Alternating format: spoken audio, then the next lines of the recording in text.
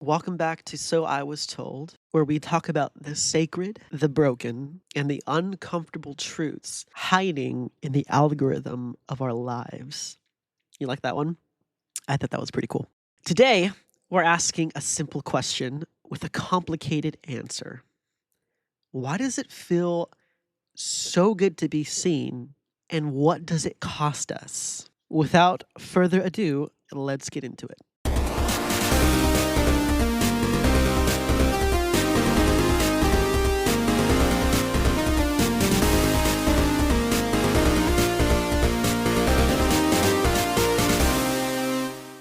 Look, I'm human just like you, okay? I don't have special powers. I'm not immune to being jealous or needy, whatever. I am very much vulnerable to seeking validation through likes or comments or compliments, just like anybody else. Especially as somebody who has I guess, above average following on Instagram. I scroll through all of the comments in my posts, okay? I read everything. I get super upset when people misunderstand me, don't know what I'm talking about, or posit some completely dumb opinion. um, it upsets me. And on the other hand, I read compliments people give me on my posts over and over again. I don't do it intentionally. I do it because it feels good. You know what I mean? Like, I'll admit, I'm there rereading compliments as much as I'm reading through comments that piss me off. And you know what? This might sound surprising to you, but no matter how many times I make a post online, especially ones that go semi-viral or like say a celebrity likes it or something like that, that ends up like shooting me out into the algorithm, getting me like hundreds and hundreds of followers and then a bunch of likes, whatever. After all that happens, maybe like not even an hour later, I still feel empty. I still feel sad. I still feel depressed. I still feel like myself, right? No matter how much of a following you can garner, however much of influence you think you have, however funny you think you are, creative, whatever. I'm sure anybody who's had any modicum of success can tell you that none of this really satisfies. None of this really is what we're after. What gives me a sense of purpose. What I want to talk about today isn't just about social media, about idolatry through, what do they call it nowadays? Not swag. Oh my gosh, that is so dating me right now. Clout. There you go. I don't know if the kids are saying anything new nowadays besides clout, but this isn't about social media. This is about clout. This is about what we worship and what we sacrifice in the process. So, validation isn't inherently bad. Let's get that out of the way. In fact, to be validated, the need to be validated is wired into our brains. We are social creatures, right? From infancy, we're trained to seek cues from our caregivers. We look for smiles. We need those hugs. We pay close attention to the faces. And we look for nods, soft tones.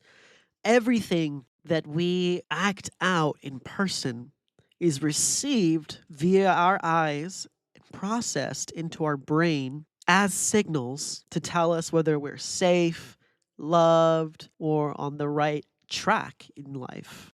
That desire to be acknowledged is simply a part of our social DNA, right?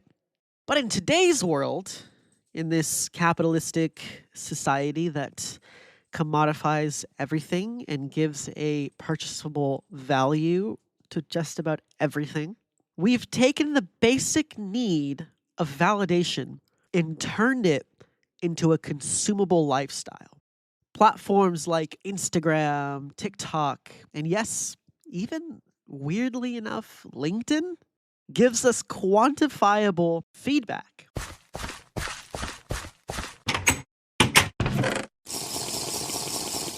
Since the mid to late 2000s, I'm talking like 2007, 2008, even earlier than that, maybe 2005, 4, I don't know. I was like in 6th grade, I think, when MySpace came out or something.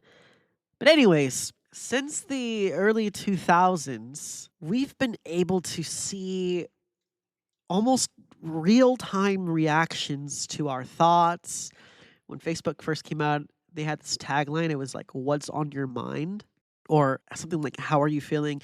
And statuses were just like our feeds, our walls were just like, "Curbs is feeling nostalgic today." And then like people would respond to that or react to that or whatever. Nowadays, it's not just our thoughts, it's our bodies, our accomplishments, our resumes, what we create.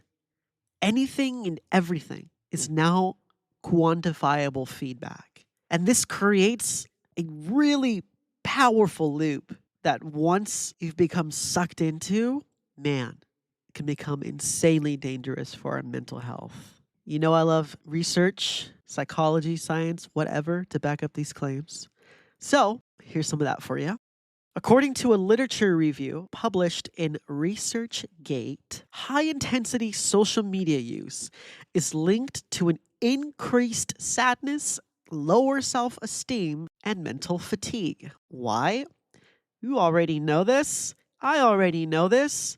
But when our sense of worth starts living on someone else's screen, in other words, when our sense of worth becomes consumable by anybody else other than us, we lose track of what we actually value.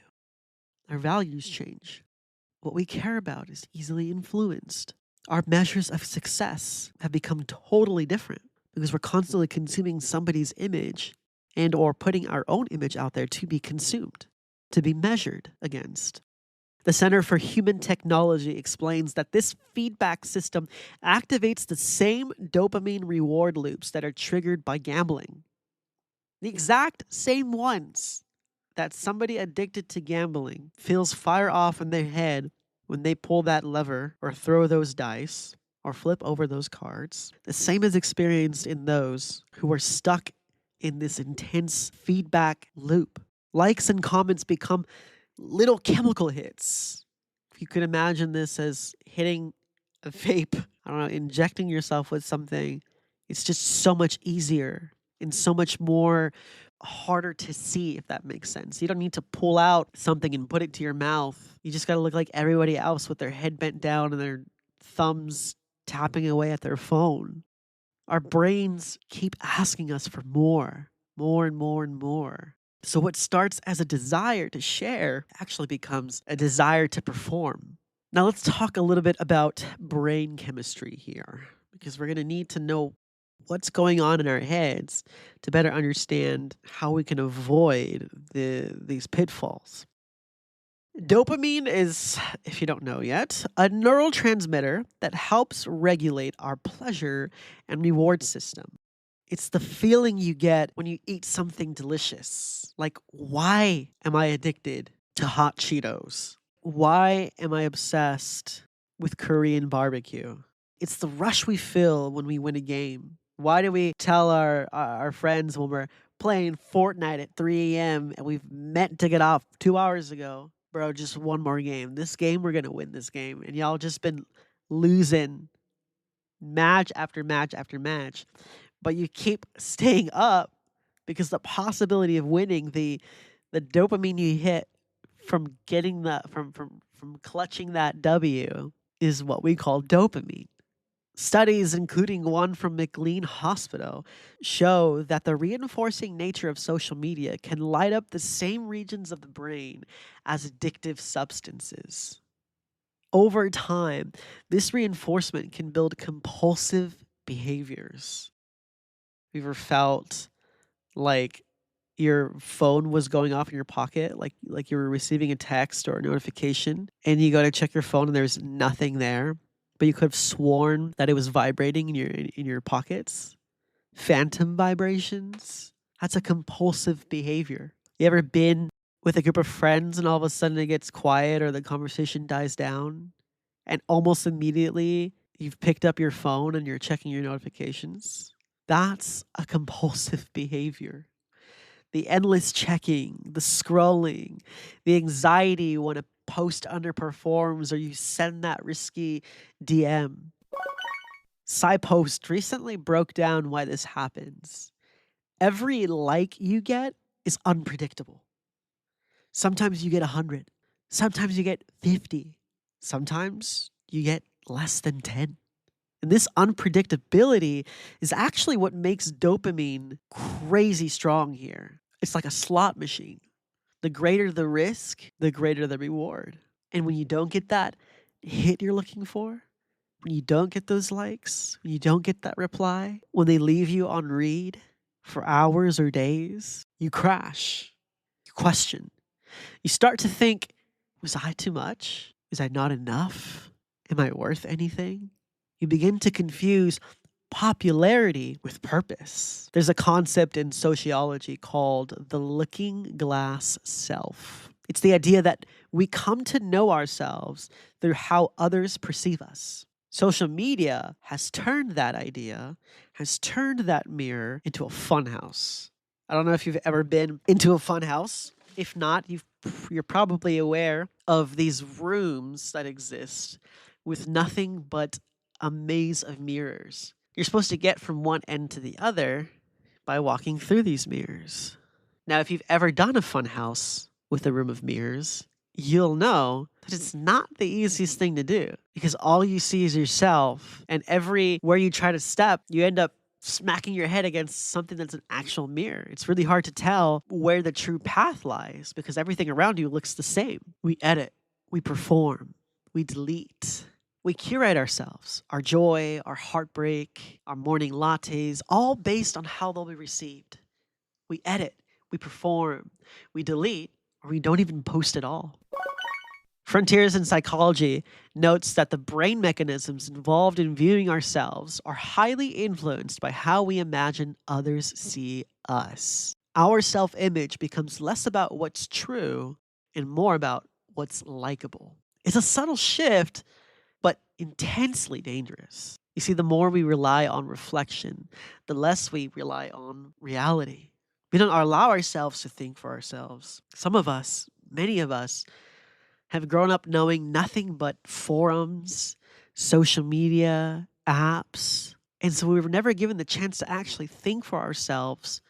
But since we could comprehend identity, validation, popularity, we begin to consume what other people think should be important for our lives. We become chronically online, obsessed with having the right opinion, being on the right side, being ahead of the trend curve. We become echoes, reposts, reblogs, instead of our own voice. Here's where that hidden cost comes in that we were talking about last time. When you idolize validation, when you make an idol out of being right, out of looking hot, out of being successful, you sacrifice yourself. And what sucks is that it's done slowly and quietly. I'm willing to bet that for many years, from the first year you joined social media, you weren't thinking about all of this. You weren't thinking about sacrificing yourself by being online. It's not a sacrifice. It's a reward, it feels like, because the risk is so great. So those dopamine hits become highly addicting. You stop trusting your own instincts. You make choices based on optics. Is this going to make the group chat laugh? What are my coworkers going to say at work the next day? You share pain only when it's palatable or relatable. You stop taking risks unless they're brand safe. And that starts to erode something sacred. That starts to erode your spirit, your inner life, your soul, if you will.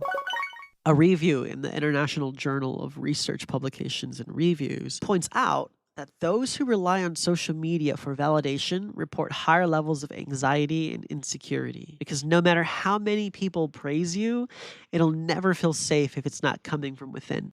That's self-love. Self-love is to know that no matter what, your self-worth is not predicated upon somebody's acceptance of you or acknowledgement of you, but based off of the intrinsic worth that you have for being human. That self-worth is found in knowing that by breathing, you are enough. Instead, we find ourselves not just with marred relationships with one another, but marred relationships with ourselves. Because it only matters how many people praise us. It only matters if they elevate our image. We start to think, and we're having a conversation with somebody new we've never met before, and you find yourself incredibly stimulated by these conversations. Maybe you find yourself falling for this person, but then you're having second thoughts because this person is not on brand. What do my friends think? What do my family think? They don't listen to this type of music. They do this for fun. They wear clothes like this. Same things with friends. We start to pick and choose our friends to match our aesthetics. We begin craving attention and then call it love. We start performing our healing and then call it growth. We won't actually step into a therapist's office as long as we're following 5 to 6 good pop psychology accounts on Instagram.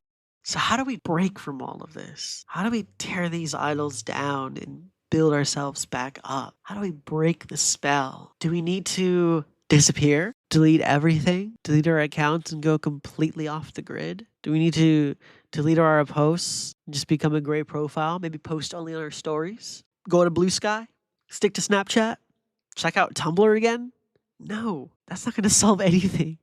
We just have to start asking ourselves harder questions. Would I still post this if nobody saw it?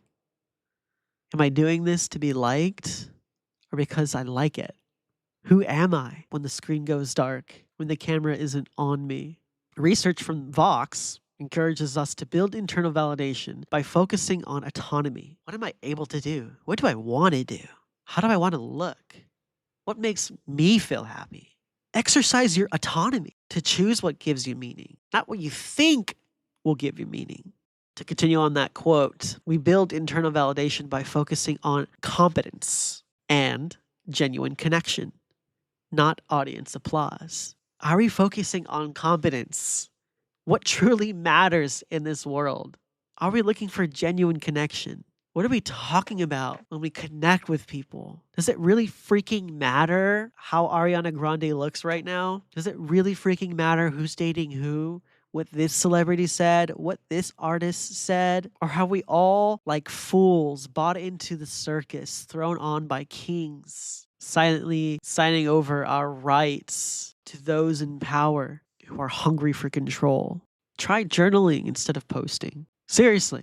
Like, there are so many digital journals right now online for free that you can post pictures, write all you want in the caption. You could literally chronicle all of this online on the cloud. It's going to be safe, and look back on it at any point in time. How many of us are looking back on our feeds, looking at that photo we posted 8 years ago? And now you're probably going to do that because I just reminded you that you have photos that old. Try calling a friend instead of posting how much your day sucked on your story. Not a text, a call. Okay, well, maybe you can start with a text, but it'd probably be funnier to freak your friend out more by calling them. Give your nervous system space to remember who you are without an audience, without being a consumer. You don't have to go ghost to do this. You don't have to go off the grid. You don't have to be invisible. The cure isn't invisibility. I'm not telling you to delete your social media. I'm trying to show you that the cure here is presence. True presence. We all want to be seen. And that's not a sin. I'm not here to condemn you for wanting to be seen. It's a very social desire. It's a very good and righteous desire to want to be seen and recognized by others. In fact, I think that's why we do it online so much, is because it's so awkward in person to recognize those around us, to validate those around us. It's very easy to be empathetic online. It's very easy to be righteous and knowledgeable about this and that online. Not so much in person. You know why? Because chances are you're going to say something stupid. Because guess what? Reality is you don't know everything. Because you're human. That's the point. That's genuine connection. It's knowing all of that and still choosing to connect, to be present, To be seen is not the sin. The sin is forgetting who you are when no one is watching. Thanks for listening. Thanks for even just giving me the opportunity to speak into your life. If this audio hit somewhere deep, I hope you'll take that as a sign to spend some time with yourself. Offline, unfiltered, and underperformed. Next time, we're going to talk about the cult of healing, when growth becomes performance and self-help becomes self-harm. I hope you'll support me by listening when that time comes. Until then, please be good to your soul. And remember, you don't need an audience to be real.